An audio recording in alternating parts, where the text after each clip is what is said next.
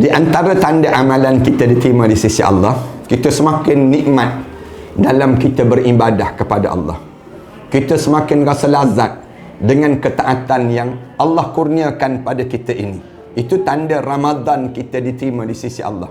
Satu saat dalam hidup kita, di kala mana kita lalui pada masa-masa yang susah, kita akan rasa mudah saja. Itu tanda amalan kita diterima di sisi Allah. Antara tanda lagi, hati kita menjadi lapang. Lapang je hati kita. Dan kita tak rasa susah dan sukar untuk kita melalui masa-masa kita dalam keadaan yang kepayahan dan kesulitan. Kemudian tanda amalan kita lagi indah, kelazatan kita bertambah. Orang-orang yang baik-baik itu semakin dekat dengan diri kita. Orang jahat-jahat tak akan dekat dengan diri kita. Tanda amalan kita diterima di sisi Allah, di mana kita mendapat zuriat-zuriat yang salih dan salihah.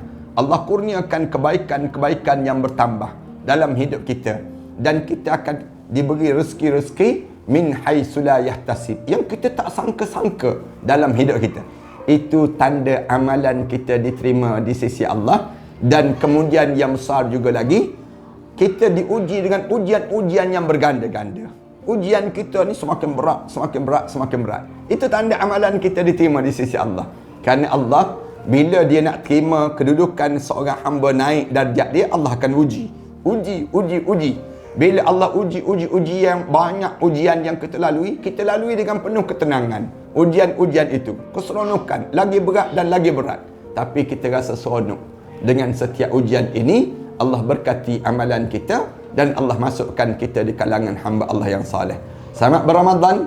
Moga Ramadan ini Ramadan yang terindah dalam kehidupan kita.